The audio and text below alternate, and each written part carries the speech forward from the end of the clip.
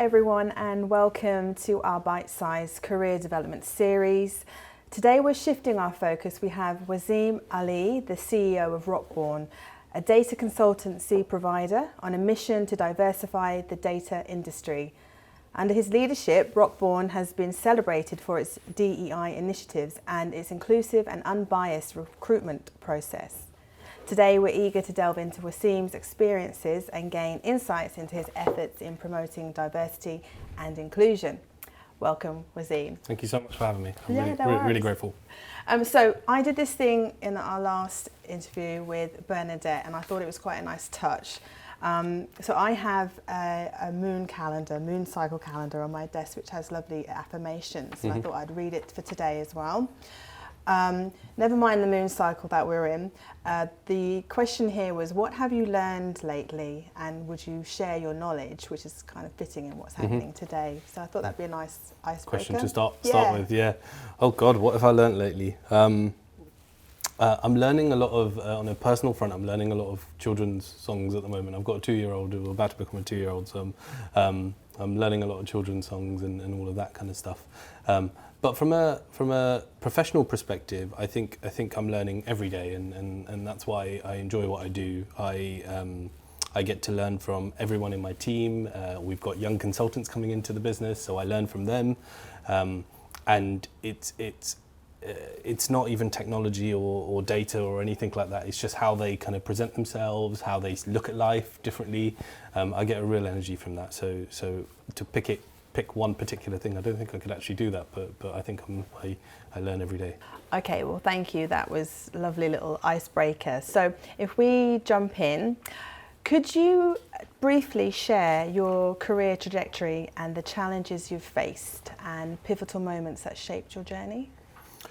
Yeah, of course. I'll start with a bit of a career trajectory part first. So I'm an unapologetic, boring data person, and have been for 15 to 17 years of my life.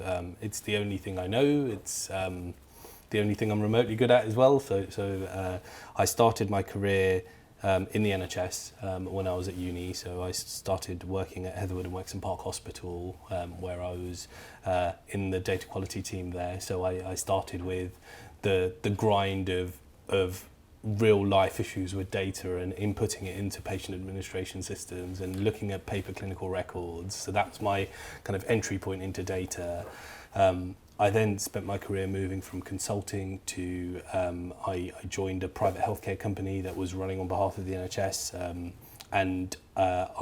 That's kind of where my career, I feel I got very lucky and my career took off. So I joined there as a junior data analyst, and within the span of 2.5, maybe 3 years, I ended up managing the entire data function there with about 20 odd people reporting into me.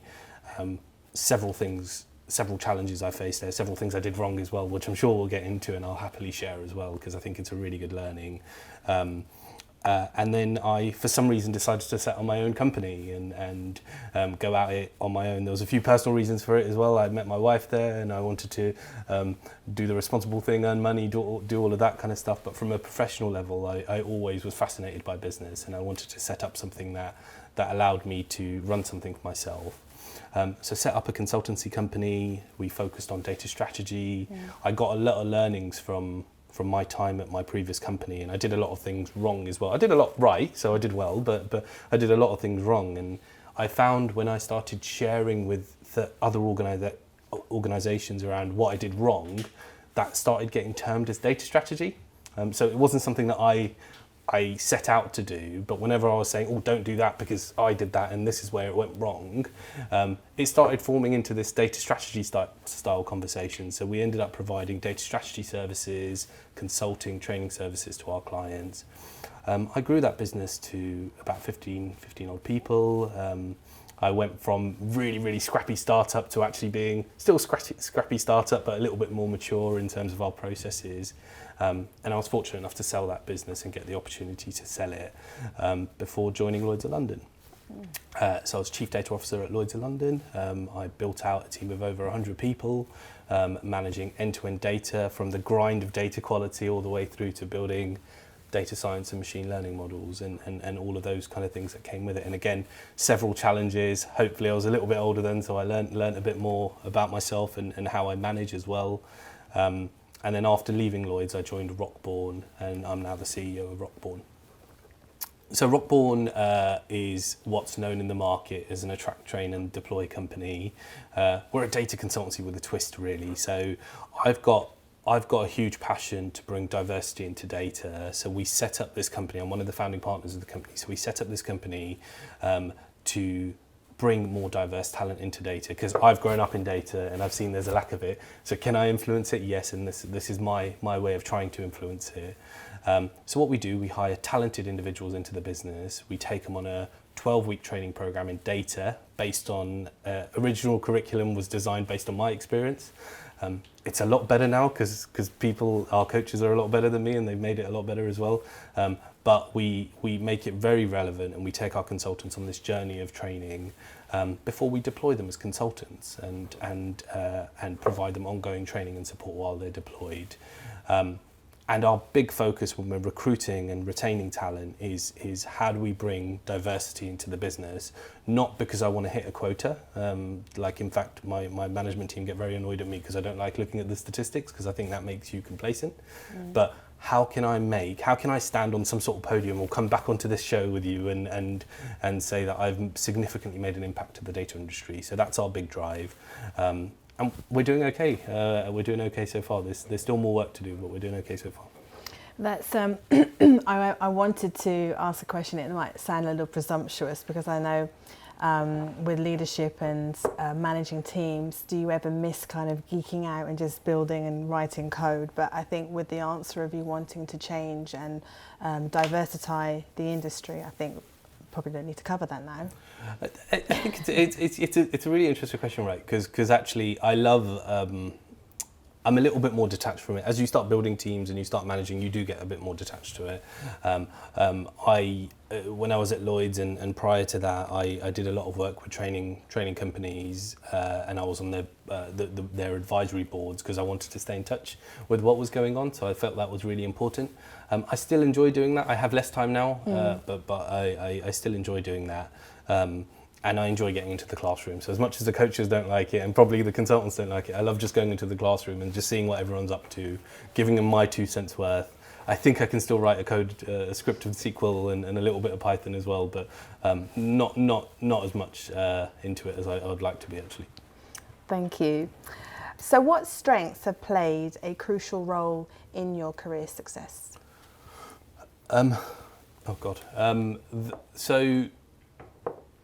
So I think it's important to look at journeys. I think strengths are based on journeys. It's not.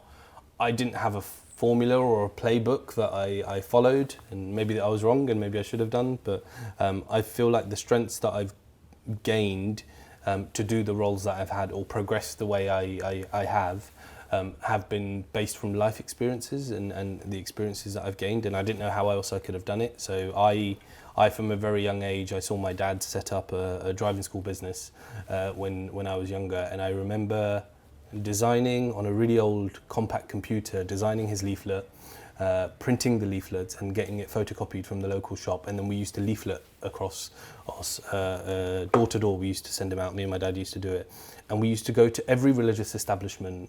So on a Sunday it used to be the Gurdwara, on the Friday it used to be the mosque, and on a Sunday it used to be at church, and we used to do that because my dad had a belief that actually you shouldn't discriminate and actually you'll get luck from wherever you go, and that taught me hard work. And it taught me resilience from the thing. So a key strength that I believe I have is I still believe I'm one of the hardest working people in the business. And that's something I carry with great pride as well. And then if I kind of look at life experience as I go forwards, I was a tennis coach, and at the age of 12, I had a fascination. Maybe because I was such a bad player, I think, but I had a fascination of teaching people. And I remember going to my coach at the time, and he, rightly so, him saying, "You're 12, why, like, just play tennis, you don't want to teach." And I made a deal with him that I'd come every day, every Saturday he used to teach, and I used to come, I'll come every Saturday, and I'll come there at 7:30 in the morning to help set up the training that everyone did, and all I'll do is observe him and collect tennis balls while he teaches. I did that for about 12 to 18 months. I just observed him, and then he started training me. I became a coach. I was one of the youngest licensed tennis coaches in the UK when I finally got qualified, and that taught me actually the ability to learn from others, observe and learn from others, and I still do that now, and how to communicate actually some really, really difficult stuff in an easy to understand way. So I taught everyone from 3-year-old Kate to 77-year-old Jersey on how to play tennis, how to serve, how to hit the ball, how to move around the court, all of those kind of things.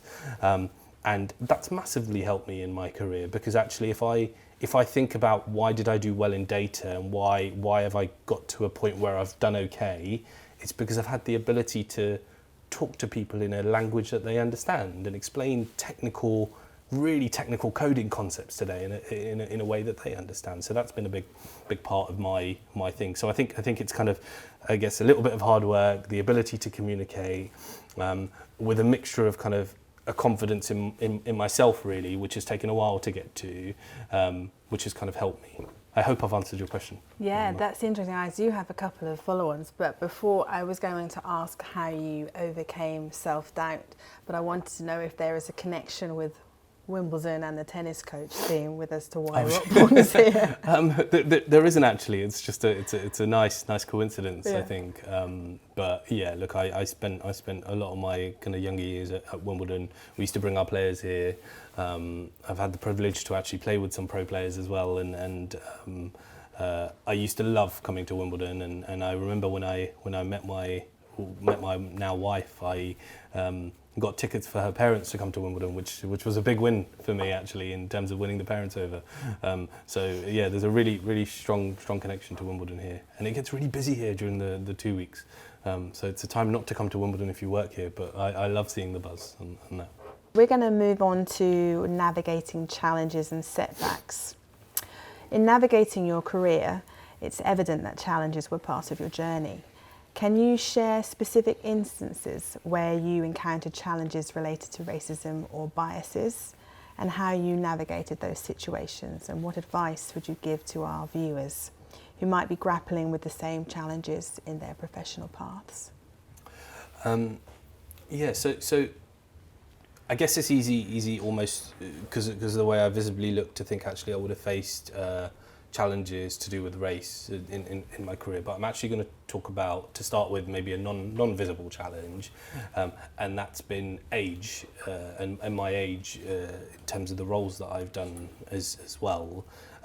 Now, I've been told by lots of people I look a lot older than I actually am, so I'm actually 36 years old, and maybe because I've got grey now, I look a lot older, but I've always faced this complex, and I still do on reflection. So I was talking to a few of my colleagues about this a few weeks ago, and I still actually probably got some sort of complex on this around my age, and I almost feel like I'm hesitant to tell people my age, and I'm almost apologetic when I tell people as well, because the reaction I normally get is, no, you're not, or are you serious? And it comes from a good place at times. It comes from a place of, actually, you've done quite well. I was maybe 33 or 34 when I became CEO. I was under 30 when I became the CDO of Lloyd's, and it comes from a good place. Like, oh my God, you've achieved so much. So it sounds like a weird thing to highlight.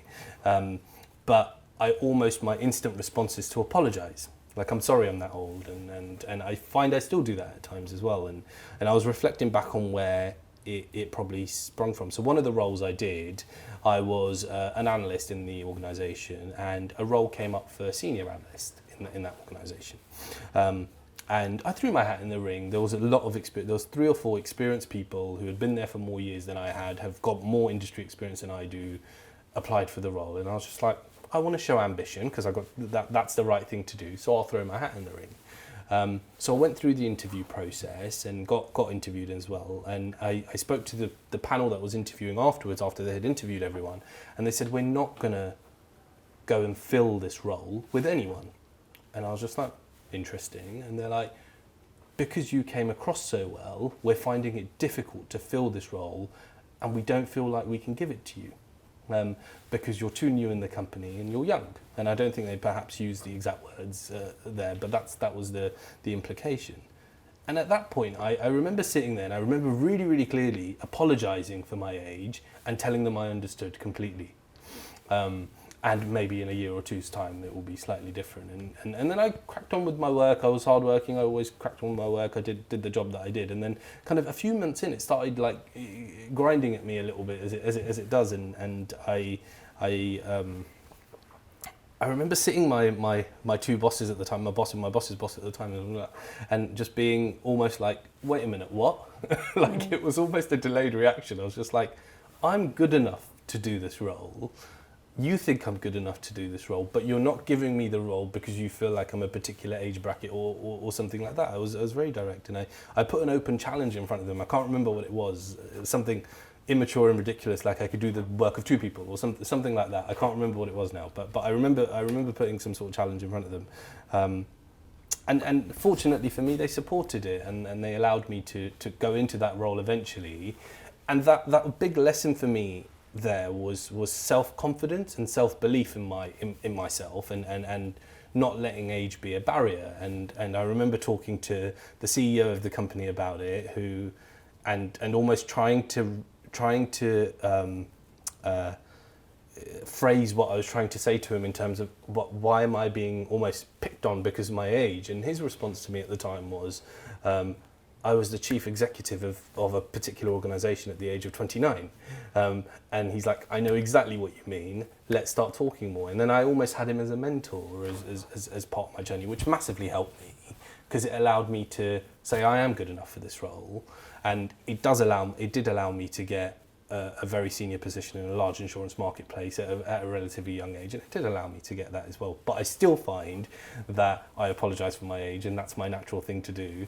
But I'm getting more and more comfortable with it. But one thing I've always done since that moment is whenever I've built teams, I've never let age be a barrier for anyone coming into my team or my organisation. Everyone outside, we're in the Rockborne offices today, everyone out there, no matter where they sit in the so-called hierarchy, knows that they can knock on my door, and if they've got value to add, they should come around and talk to me. It's a principle that I have. You can ask anyone that's worked with me.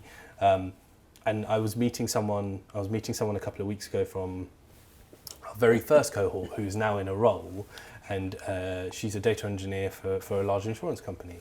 And she contacted me before she applied for the job. So she's graduated from our program. So she contacted me before she applied for the job and said, this role says that they want 5 years of experience plus, but I think I can do all of that stuff. And we kind of talked back, and I was like, don't let age hold you back. Show your confidence, go for the role. She's absolutely smashing the role, and I'm so proud of her because she's doing amazing stuff, and that company is very, very lucky to have her. So it's a principle that I hold very close to my heart, that it doesn't matter what age you are, you can do a role if you've got the ability to do the role. Yeah. I think there's a diversity angle to this, and we were talking about this yesterday, weren't we? There's a wider point around not having any form of diversity as a barrier to entry into the role that you're doing. And as leaders, we need to be able to be very conscious of the biases that we naturally have. So one example that I use is I hired someone into my team who was going through a journey of visual impairment. I hope I've said that right in terms of the technical terminology. So I remember they joined, and it's very sensitive, so I won't mention names or genders or anything, but when they joined, they could see and they could walk into the office, and by the time I left that particular organisation, they had a cane, and they went through this journey. But I knew that from get-go.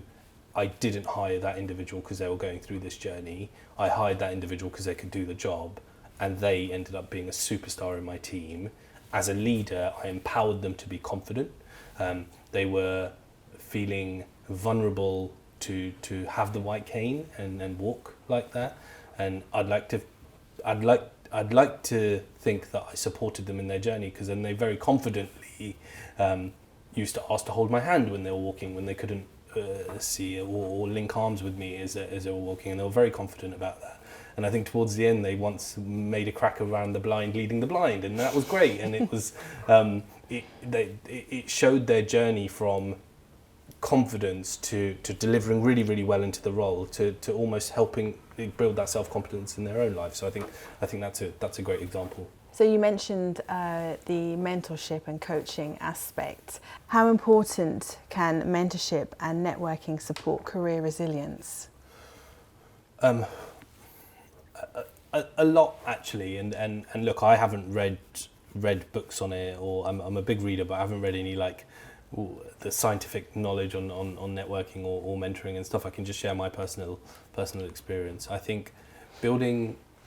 Let me start by building networks and stuff. And our operations director here calls it building your tribe, because I think that's very, very important to do.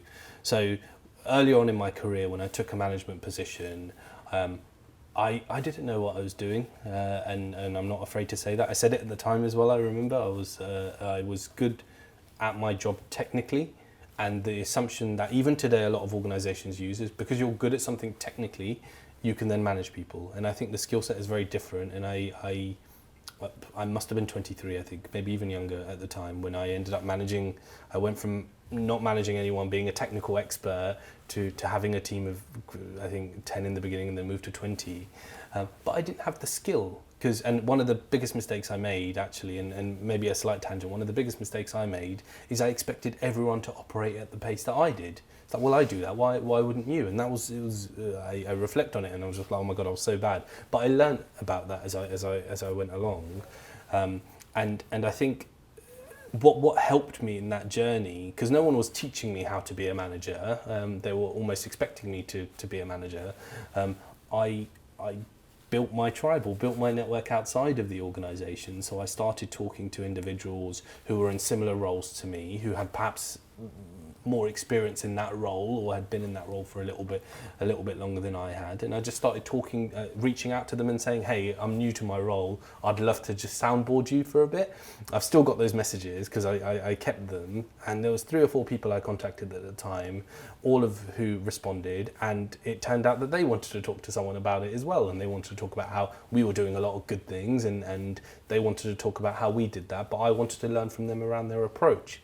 They are people I'm still in touch with today, and I'm kind of fast forward, 14 odd years or whatever it is, I'm still in touch with them today, and I got massive learnings from them around, oh, actually, you know what, we did that, and that was wrong because of X, Y, and Z, so just consider that in your approach. So for me, when we talk about tribes or networks or anything like that, it's building your relationships, and actually it's always 2 ways. So they'll still pick up the phone to me if they need support, and I'll still pick up the phone to them. And it's almost creating that safe space for you to talk and not feel like you're being judged when you talk about, like you do with family, right? You'll talk to them about anything, and friendships as well, and you don't feel judged. And that's what you need to create in terms of your network. Mentorship should be similar. The one thing I'd say is my experience of being a mentor and a mentee as well, it takes a lot of time commitment. And I think my advice to anyone that's wanting to be a mentor, I guess, is don't do it because you think it's the right thing to do. Do it if you're willing to put the time into it, because it's not just a coffee chat once a quarter and there you go, that's done. I think you need to take the role more seriously, and the mentee does as well. What are you looking to gain out of it? Have that very open conversation. I can probably name 5 people who I've had the initial conversation with who wanted to be mentored by me, and we've had our initial coffee chat, and we both decided it wasn't right, because actually I couldn't give them what they wanted, and vice versa as well. I think it's a really, really practical way of managing it.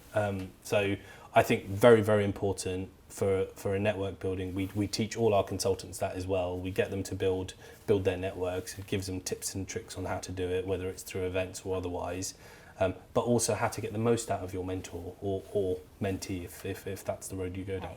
So what advice do you have for cultivating meaningful professional relationships? So, I mean,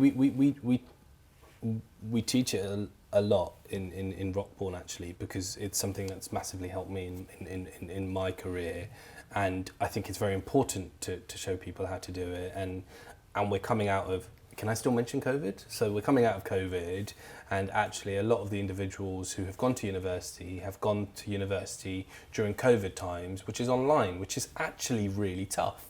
Now, as someone who's an introvert myself, I would have absolutely failed in a workplace environment if I had gone to university during the COVID time. I was fortunate enough not to, and I got to build relationships and gain self-confidence at the same time. So I think it's really, really important to show them the power of building those professional relationships. And we do it in cohorts, so we bring individuals in cohorts, so anything between kind of 12 and 20 will join our business at once. Because they go through 12 weeks of training, they form a really strong bond, like an unbelievably strong bond. So people from our very first cohort, we're now on our 11th cohort about to join, they are still friends, they still meet up, they go on holiday together, there's relationships being formed, and so on that. So I'm breaching the professional side a little bit here, but the bond that they form helps them in the next move in their career. And that's the network that they've gained. So what we teach them is keep that network, but how do you pass it forward? So how do you do that with the newer cohort that comes in? So we set up buddy schemes and let them talk to each other and stuff. So suddenly, even within our small environment here at Rockborne, they're building a network of 100, 200 people potentially there. And hopefully we're hoping that sets them up to carry on doing that going forwards as well. The advice that I'd give is always be around to pick up the phone if they call. It's not a one-way relationship. The reason if I pick up the phone to some of those people that I was referring to earlier, they'll pick up, is because I do the same, and it's really, really important. And if I know they're going through a life change or a life event, I'll check in on them and see if they're okay from not a physical well-being perspective necessarily, but a mental health perspective as well. That's so important. If it's only one way, it won't last. And so you need to almost be able to give value back as well as take the value in those kind of relationships. So why do you think it's important to foster those relationships?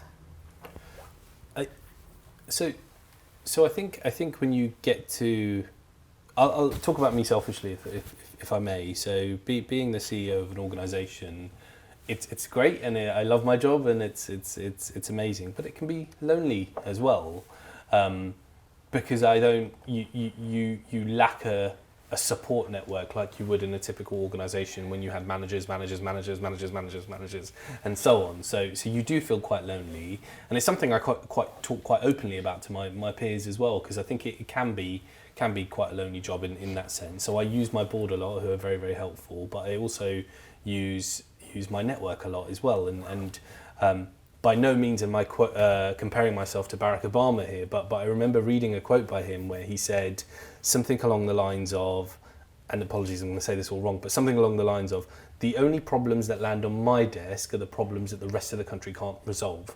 And I feel like that, and you feel like that as a leader at some points, that the things that land on your desk are the things that the rest of your team, the rest of your business haven't been able to resolve. So you're constantly trying to look at a logical process to come up with what you believe is the right answer, and that's where you need your tribe, that's where you need your network, that's when you need your board to soundboard and just say, am I thinking this through properly in order to do it? So that's why I think it's really important. Okay, as we wrap up, let's focus on setting clear career goals. What skills or experiences are crucial for those aspiring to board positions, and how did you position yourself for board level opportunities?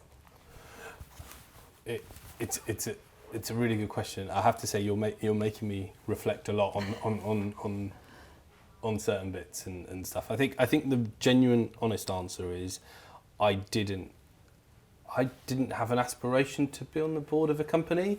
I'm sorry if that's not the right thing to say, but I didn't. That's not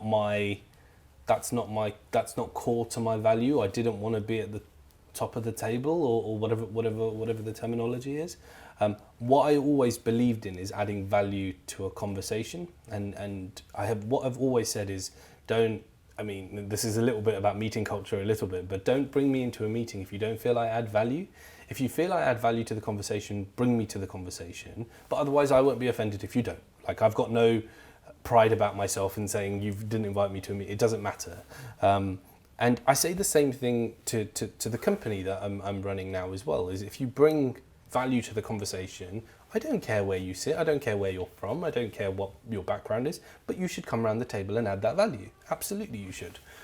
So for me, my thing has always been, and even on a personal level with the role that I'm in today, I'm on the group board for Harnham, but I said the same thing. I was like, if you feel I can add value, I'll definitely join the group board. But if you don't, it's almost a waste of time in a way, right? Luckily, I do add value, and they feel I add value, and I get a lot of value from them back as well. But I always, my clear goal has always been to add value to the conversation or the meeting that I'm in. So if I take that and apply it to where I am in my career today, I've just used the same principle and the value that I've got in order to get onto positions, whether it's a trustee position or a board position or a senior exec type position. That's really important, and I hold that very, very true to myself. But my goals were around how can I do better in the role that I'm doing, as opposed to getting to the top table, if that makes sense. My advice to anyone would be, don't go after it's very easy for me to say this, right? And I completely appreciate it is, but don't go after the title. Don't go after being, and I've seen so many people do this, and I don't think I don't think you should go after the title. Go after the role that really, really you're passionate about and you want to do well. And that doesn't have to be professional. It could be personal. You want to be a really, really good dad. That's what you're passionate about. Go and do it. Absolutely. The success will follow, I think. So yeah, my advice is don't go after being having the C-level job title or being on the board because you feel like that's the ultimate goal. In fact, a friend of mine asked me when I became CEO, have you reached your goal? And that was interesting because that was never my goal. I never set out to do that. Just do good work and focus on doing that good work. Do something that you're passionate about, and the success will follow afterwards on that side. So I'd like to finish with a call for action for those who are watching the video today. Would you mind sharing 3 top tips for anyone aspiring to a board position? Yeah, of course. So 3 top tips. I think the first one for me would be self-confidence and believing in yourself and backing yourself in a way, and hopefully snippets of my story have shown that I've done that, and hopefully in a humble way as well.